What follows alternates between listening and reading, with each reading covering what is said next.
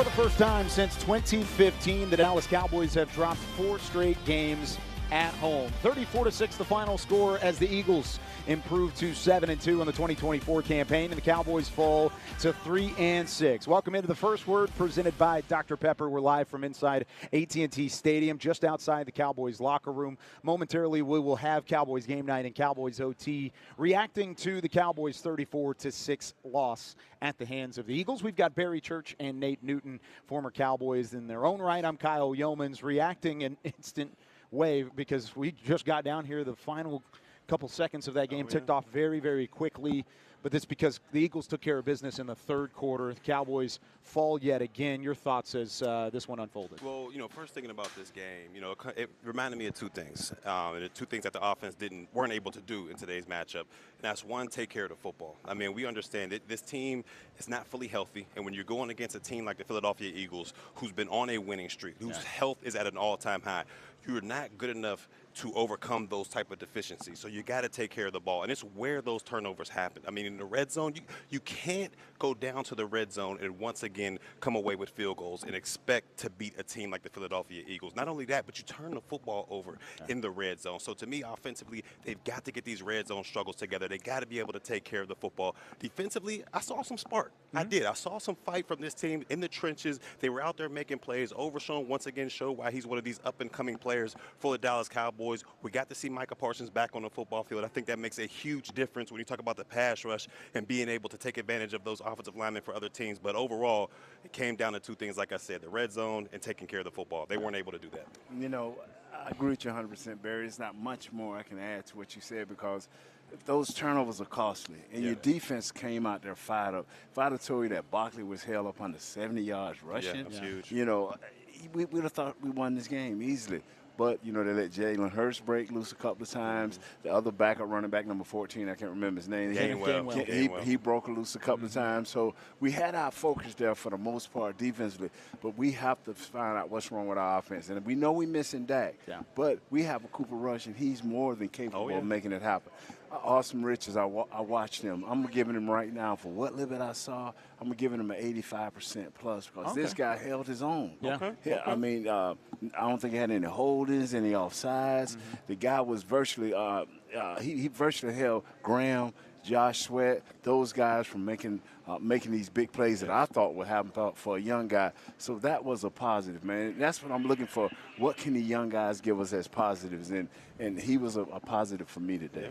I think that's the thing that stings the most about a game like this. You're undermanned. You're depleted, and you expected going into an NFC East rivalry to be a little extra spark, and you saw it early. Like you said, the defense played well through the first half. The one drive at the end was really a killer. One because it came after a turnover. The second one because it was over the course of a minute and 20 seconds, and they drove down and really executed the 2-minute drill to perfection. All of those things kind of add up, and then it just snowballs in the third quarter. I mean, this season the Cowboys are being outscored 82-22 in the third quarter alone, and all of that, of course, coming after halftime. There's not a ton you can do in an NFL halftime to make adjustments, to change things up, but that's a number that stands out significantly when you're minus 60 through 9 games on the NFL season, and that's something that I think stood out again today. I mean, that blows my mind, just hearing that number right there. Being outscored by that much coming out of halftime. Like you just said, there's got to be adjustments that have to be made for both sides of the football in order for this not to happen. When you look at it, you can't just go from the first half and say, we were kind of productive in that first half. Let's go to the second half. Defensively. Exactly, with the same type of mentality. You can't do that because this league is too good. Coaches are too good. They're going to make adjustments, and they're going to figure things out, and that's exactly what Philadelphia was able to do. They saw Caitlin Carson out there struggling defensively for the Dallas Cowboys, and what did they do after halftime? They went straight at him consistently with A.J. Brown, Devontae Smith, whoever they wanted. They found him on the outside, and they said, we're going to go at him consistently throughout this game. You got to be able to make adjustments at halftime. That number right there, just blew my mind. And another little adjustment they made, they tried to punch to the inside on the run with Barkley and with the other kid. They tried to go up, but you notice as the game, they just started touching the outsides a little bit better. So they made those adjustments, but fellas, Barry, you know this. Kyle, you play sports. You know this. How many adjustments can you make when you don't have the players? That's true. Either lacking in experience or some of these guys are practice squad guys, fourth team guys. So you're doing what you can do. But once again, our offense who should be a step further than what our defense is, got to answer the bell a little bit better, I think, in the third quarter. Well, and they had plenty of opportunities to go down and score, especially in the first half. We're talking about a half where they played well defensively or good enough defensively to be in the game. And the fact that you did not have those scores, whether it was a red zone turnover or another lost fumble, they lost 4 fumbles in the middle of this game today. I mean, that all stands out significantly. So when you look at the offense, where do you start? Is it the offensive line? Is it the skills players? Or is it a mixture of everybody? It all starts and stops, and Nate, you can attest to this, with that offensive line. Sure. I mean, it just starts and stops with those guys. You got to be able to run the football. They got to be able to block as a unit. And most importantly, you got to be able to protect your quarterback. Because I don't care what quarterback you have out there. You can have Tom Brady out there, but if you cannot protect him, the offense will continue to just be pedestrian out there. And that's exactly what we saw this afternoon. And I thought the offensive line started out good. You know, Rico Dotto was punching here and punching there.